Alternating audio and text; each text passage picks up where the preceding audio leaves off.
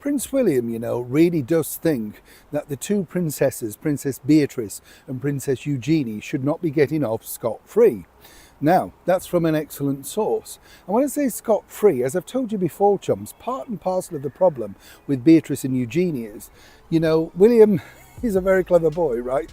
And, when you think about it, he saw, like many of us did, that very much fake setup with the paparazzi. A pub in Notting Hill, a birthday party, cameras everywhere.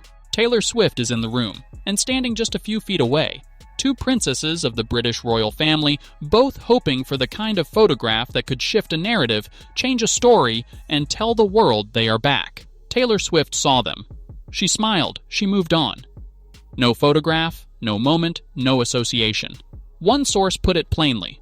It was the politest, most deliberate sidestep anyone in that room had ever witnessed, and the two princesses, according to those present, quietly understood exactly why it happened.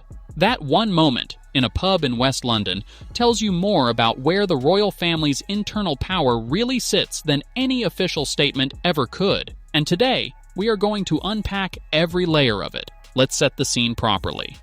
A birthday celebration in Notting Hill, one of London's most fashionable neighborhoods. The kind of private party that is not quite private because the guest list alone guarantees that cameras will find it. Friends of the royals, faces from the celebrity world, and at the center of it all, Taylor Swift, arguably the single most recognizable name on the planet right now, attending alongside Travis Kelce. Princesses Beatrice and Eugenie were there too, and by all accounts, they were not hiding. They have been making a conscious effort recently to re-enter public life, to be seen, to be photographed, to remind the world that they exist outside the shadow of their father's disgrace and their family's turbulence. So here was the opportunity.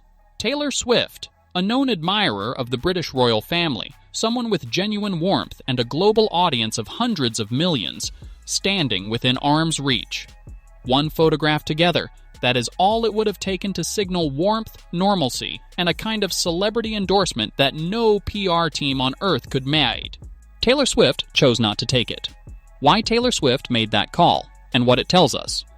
Now, before we read anything sinister into this, Taylor Swift is, by all accounts, a genuinely warm and socially gracious person. This was not a snub born of dislike. It was not rudeness. It was calculation, quiet, savvy, and completely deliberate. Here is what you need to understand about Taylor Swift's relationship with the British royal family. She has known Prince William for well over a decade. She was among the first major international artists to develop a genuine personal connection with him and Catherine, the kind that goes beyond a handshake at a charity gala and becomes something more like actual friendship. She adored the late Queen Elizabeth. By multiple accounts, that admiration was completely sincere, not performed, not strategic, just real. And she understands, with the sharp instinct of someone who has navigated celebrity at the very highest level for 20 years, exactly how photographs work, what they say, what they imply, and who sees them. A photograph with Beatrice and Eugenie at this particular moment in time does not say Taylor Swift attended a fun birthday party. It says something more specific.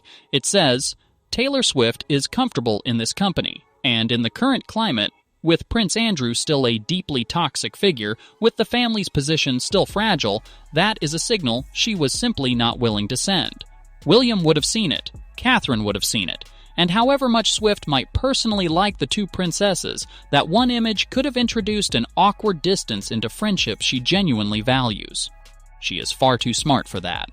William's problem, with Beatrice and Eugenie. Now let's talk about the part of this story that goes deeper than one party in Notting Hill. Prince William, according to sources with Rai, ill proximity to his thinking, is genuinely frustrated by the position Beatrice and Eugenie have put him in. And this frustration has been building for some time. The particular incident that crystallized it, that moment William simply could not overlook, was the photographs that emerged of Prince Andrew and Sarah Ferguson together in Mayfair. Two people in apparent distress, captured by cameras in one of London's most photographed streets, in a moment that had every hallmark of a carefully arranged media opportunity. William saw it for exactly what it was, and the question it raised in his mind was straightforward. Did Beatrice and Eugenie know? Were they part of the plan? Did they quietly facilitate a situation that gave their parents a public sympathy moment at precisely the time when the family's credibility needed to be protected most? He cannot prove it. He may never know for certain, But William operates on instinct and pattern recognition, and what he saw was a family that still puts its own interests above the wider institution's stability. That is, for William, a fundamental incompatibility. He is not cruel about it, he is not publicly hostile, but he is watching, and he is keeping score in that quietly methodical way of his, the paparazzi problem, and what it really signaled. Here is something worth understanding about that Mayfair moment because it says something important about how Beatrice and Eugenie navigate their unusual position. They are not working royals. They receive no public funding. They have built their own careers, their own relationships, their own public profiles.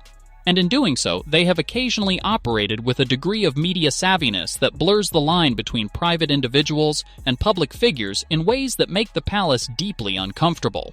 Beatrice and Eugenie are not naive. They grew up watching their mother, Sarah Ferguson, one of the most media-managed figures of her generation, work every angle of public life with considerable skill. They understand how images circulate. They understand what a well-timed photograph can do, which makes it very difficult for William to give them the benefit of the doubt when something like that Mayfair moment happens. The frustration is not that he dislikes them. By most accounts, he does not. The frustration is that they represent a permanent complication, a branch of the family that operates by its own rules, in its own interests, and occasionally creates situations that he then has to quietly manage the fallout from. Taylor Swift instinctively understood this, which is precisely why she sidestepped that photograph. The bigger calculation. Who do you want to be seen with? Let's zoom out for a moment because the Taylor Swift story is really just the most vivid recent illustration of something that has been true throughout this entire period of royal upheaval. People, smart, powerful, globally connected people, are making constant calculations about who they want to be associated with. And those calculations are not arbitrary. They are based on watching, very carefully, where the real credibility sits. William and Catherine have it. James Alexander is building it. King Charles, despite his health challenges, commands it. Andrew does not have it. The Sussexes have been steadily losing it, and Beatrice and Eugenie occupy an uncomfortable middle ground, connected to the institution by blood, but associated in the public mind with its most troubled chapter. Taylor Swift is not a political actor. She is not making a statement about the monarchy's future, or Andrew's guilt, or Harry's decisions. She is simply doing what globally successful people do, protecting her most valuable relationships by being careful about the associations she publicly endorses. The fact that even she, warm, generous, internationally beloved, quietly declined a photograph with two British princesses at a private party tea tells you everything about where the gravitational center of this family currently sits. It sits with William, and everyone in that room knew it. What this means, going forward.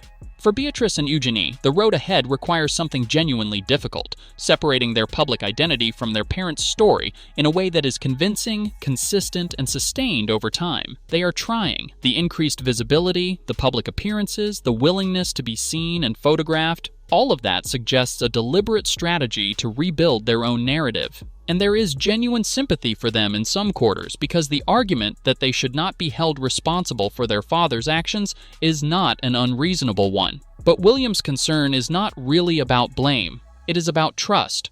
And trust, in his world, is rebuilt slowly, through actions, not appearances. Through decisions made when no cameras are present, not through managed visibility at birthday parties. The Taylor Swift moment was a small thing, a few seconds at a party, a photograph that was not taken. But small things in this world carry enormous weight, and everyone paying attention understood exactly what that moment meant. So, a birthday party, a sidestep, and a message delivered without a single word being spoken. What do you make of it? Do you think Beatrice and Eugenie deserve a clean slate? Or is William right to keep them at arm's length? This one genuinely divides people, and I want to hear where you stand. Leave your take in the comments. I am in there reading, and I genuinely enjoy seeing where this community lands on the harder questions. Not subscribed yet? Hit the button now and turn on your notifications. The next video is going deep on something that has been quietly developing behind the scenes at the palace, and it directly affects the timeline of everything we have been discussing these past few weeks. See you in the next one.